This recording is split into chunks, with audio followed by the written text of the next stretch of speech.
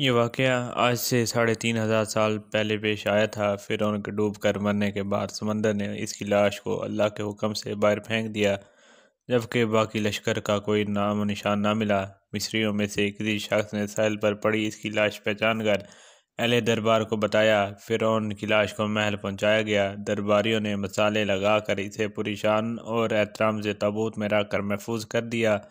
حنوط کرنے کے عمل کے دوران ان سے ایک غلطی ہو گئی تھی۔ فرعون کیونکہ سمندر میں ڈوب کر مرا تھا اور مرنے کے بعد کچھ عرصہ تک پانی میں رہنے کی وجہ سے اس کے جسم پر سمندری نمکیات کی ایک تہ جمی رہ گئی تھی۔ مصریوں نے اس کی لاش پر نمکیات کی وہ تہ اسی طرح رہنے دی اور اسے اسی طرح حنوط کر دیا۔ وقت گزرتا رہا، زمین و آسمان نے بہت سے انقلاب دیکھے جن کی گرد کے نیچے سب کچھ چھپ گیا، حتیٰ کہ فرعونوں کی حنوط شدہ لاشیں بھی زمین کی تہوں میں چھپ گئیں۔ ان کے نام صرف کتابوں، ان کی تعمیرات اور لوگوں کے ذہنوں میں رہ گئے۔ اس واقعے کے 2000 سال بعد اس دنیا میں اللہ کے آخری نبی حضرت محمد صلی اللہ علیہ وآلہ وسلم تشریف لائے۔ ان پر نازل ہونے والی آخری کتاب میں فرعونوں کے قصے بڑی تفصیل کے ساتھ بیان کیے گئے تھے، اور اسی سلسلے میں اس فرعون کا جسم محفوظ کرنے کی بابت آیت بھی نازل ہوئی تھی، جس کی سچائی پر سب اہل ایمان کا پختہ یقین تھا۔ لیکن وہ سمجھنے سے قاصر تھے کہ اس خدائی کا دعویٰ کرنے والے کی لاش کہاں محفوظ کی گئی اور کیسے اسے عبرت کا نشان بنایا جائے گا۔ 1871 میں مصر کے ایک شہر الغورنیہ سے تعلق رکھنے والے غریب اور معمولی چور احمد عبد الرسول کو فرعونوں کی حنوط شدہ لاشوں کی طرف جانے والی خفیہ راستے تک رسائی مل گئی۔ احمد عبد الرسول نوادرات چوری کر کے بیچا کرتا تھا۔ ایک دن وہ دریائے نیل کے کنارے کے قریب تبیسہ کے مقام پر اسی سلسلے میں پھر رہا تھا جب اسے ایک خفیہ راستے کا پتہ چلا۔ وہاں وہ نوادرات کی چوری کرنے کے لیے گیا، جگہ کھود رہا تھا کہ اسی دوران اسے کچھ لوگوں نے پکڑ لیا اور پولیس کے حوالے کر دیا۔ وہ جس جگہ کو کھود رہا تھا وہاں سے ملنے والے راستے کی جب مسلسل کھدائی کی گئی، 1891 کو دوسری ممیوں کے ساتھ اسی غرق ہونے والے فرعون کی لاش بھی مل گئی۔ اس کے کفن پر سینے کے مقام پر اس کا نام لکھا ہوا تھا۔ ان ممیوں کو ماہرین قاعدہ لے گئے۔ جب ان ممیوں کا تفصیل سے جائزہ لیا گیا تو فرعون والی ممی پر جمی نمکیات کی تہ سے تصدیق ہو گئی کہ یہ وہی فرعون ہے جس سے اللہ نے پانی میں غرق کر کے بدترین انجام سے ہمکنار کیا تھا۔ یہ بہت بڑا واقعہ تھا۔ اس کی تصدیق کے لیے دنیا بھر کے ماہرین آثار قدیمہ اور سائنسدان مصر کی طرف امڑ پڑے۔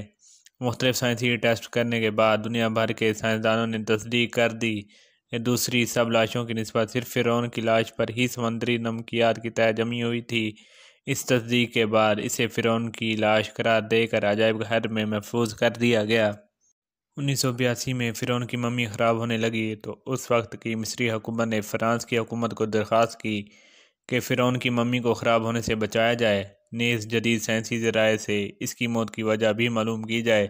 چنانچہ مصری اور فرانسیسی حکومت نے مل کر ممی کو فرانس لے جانے کا انتظام کیا۔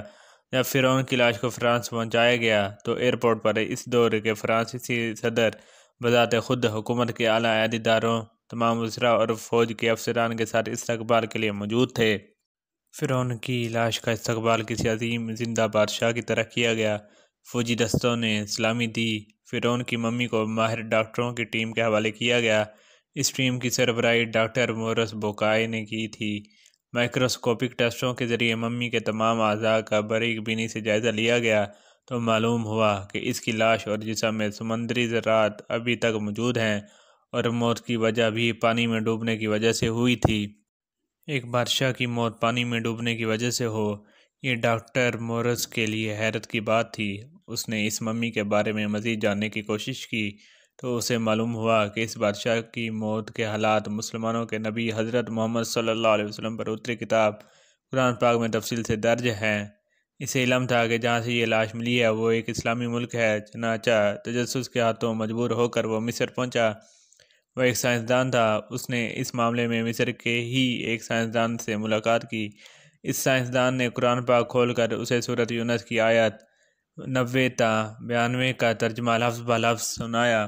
فرعون کا خدائی کا دعویٰ، اس کا پانی میں ڈوب کر مرنا اور پھر پانی سے نکال کر اس کی لاش کا حنوط ہو جانا اور پھر دوبارہ لاش کا ملنا اور پھر اس کی لاش کو جدید سائنسی دور میں دوبارہ محفوظ کیا جانا، سب کا اشارہ ایک جانب تھا اور بہت واضح تھا، تجھے بعد میں آنے والوں کے لیے عبرت کا نشان بنا دوں گا۔ فرعون کی لاش ایسے محفوظ کر کے دنیا کے سامنے لا کر رکھ دی گئی ہے کہ انٹرنیٹ کی ایک کلک پر، رسائل و جرائد پر، ٹی وی چینلز پر اور عجائب گھر میں اربوں انسانوں کی آنکھوں کے سامنے کریہ اور پچ کی قابل ترس حالت میں موجود ہے۔ عبرت کے لیے، سوچنے کے لیے، عبادت کے لائق اور ہمیشہ رہنے والا وہی ہے جو سب کا خالق اور رازق ہے۔ ڈاکٹر مورس نے آیات کا ترجمہ سنا تو اسی وقت پکار اٹھا، قرآن سچا ہے، کلمہ پڑھا اور مسلمان ہو گیا۔